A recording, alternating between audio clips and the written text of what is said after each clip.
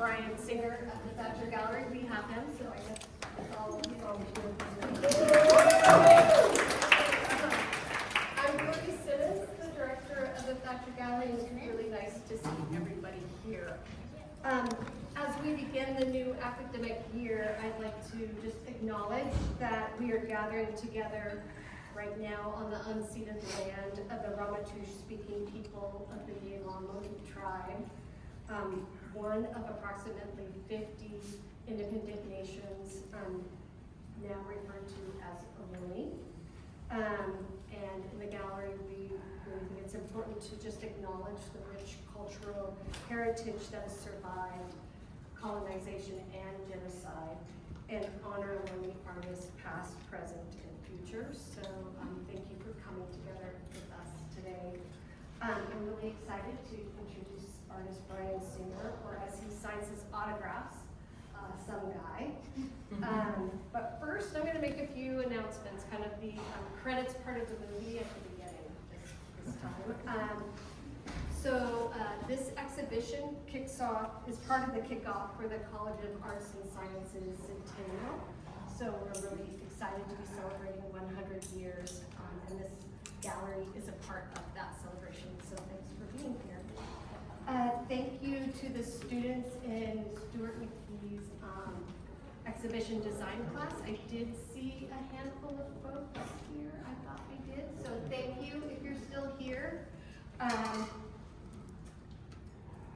I really want to especially give credit to Lily Gross, who helped take the designs, there you are, to the next level in terms of just prepping them for printing. And what they worked on are the print materials linked with this exhibition, so the publicity, the entry panels, and the show's kind of going, this show's here, it's set, but there will be hopefully activations, especially during Band Book Week, where we'll be going, the students who designed things will have work on display upstairs. That's also linked to like the band books that are in the cases and things like that. So hopefully we can see you again for those activities. And I want to thank Brian for working with those students. That was really generous and fun to watch. I want to acknowledge Victoria Barlow and Mikhail Ganesh, who also helped during the summer make this exhibition possible, as well as we have Diego Gomez and Catherine Clark here from the gallery staff. So thank you. They're making buttons.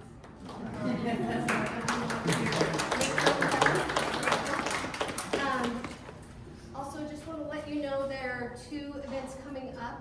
There's a USF community event a week from today, co-hosted by Craze, the CTE, and Gleason Library, and it'll be here, so you're welcome to come back. And then on Tuesday, September 16th, Brian is going to come back here, and we'll be in conversation with a Stanford curator and the co-director of the Asian Art Initiative at Cantor Arts Center, Elisa Pitchamar Alexander. So that will be our chance to do deep dives into his work and hear much more about process and materials and ideas.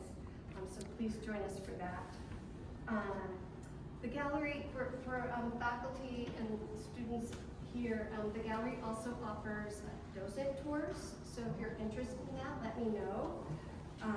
And there will be also performing arts and social justice music events throughout this show. So check out our events calendar for those.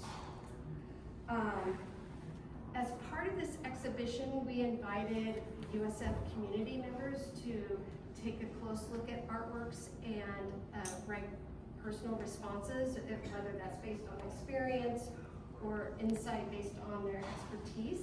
So I hope you'll have a chance to see those. Those are a slightly different colored label next to some of the artworks. And I really want to thank some of those folks who are here. So Shonda Briggs, Lester Deans, Sergio De La Torre, Brian Coley Dempster, Father Donald Godfrey, Mikhail Ganesh, Kusla Kessler Mata, Brian Comey Dempster, my Michael Rosendahl, Ron Soderstrom, and Angelica Quinones. So thank you to all of you who contributed, and do check, it adds another facet to the show, so please enjoy those. Now,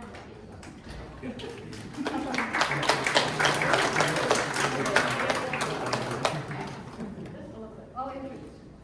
So Brian is a San Francisco-based artist whose projects have received international attention.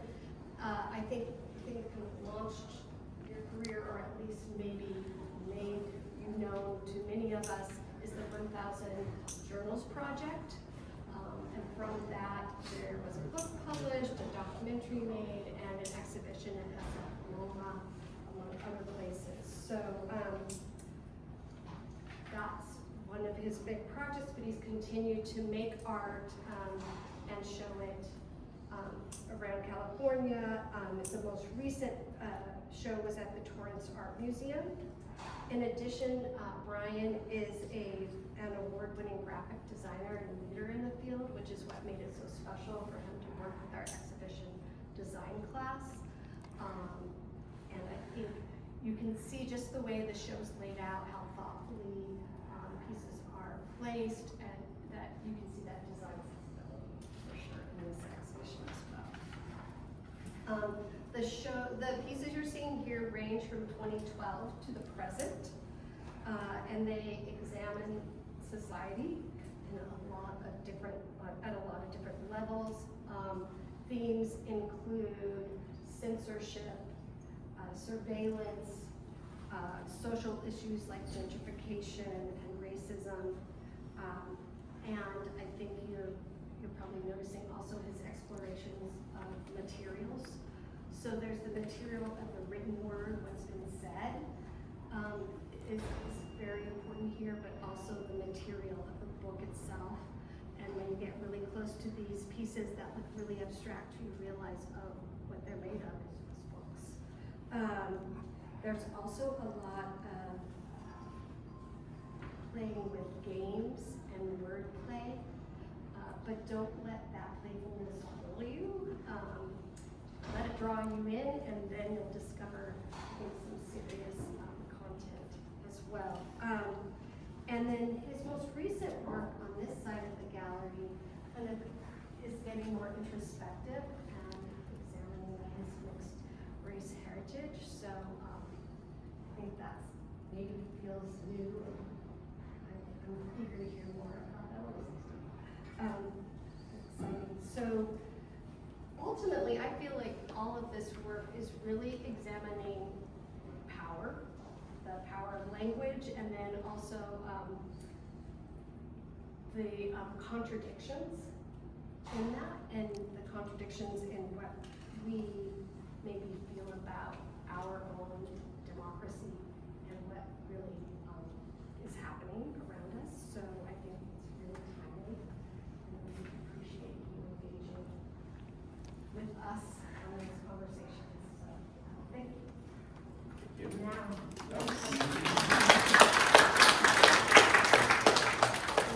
Just had a couple things I wanted to say. First of all, thank you for dealing with me for the last year. It doesn't go that way. All of the ideas that I have. It's been a pleasure to work with you and put this show together. And thank you to the designer of the exhibition materials. Really appreciate. She said it was fun to watch, but I don't know how you guys felt dealing with another designer and specific opinions about everything.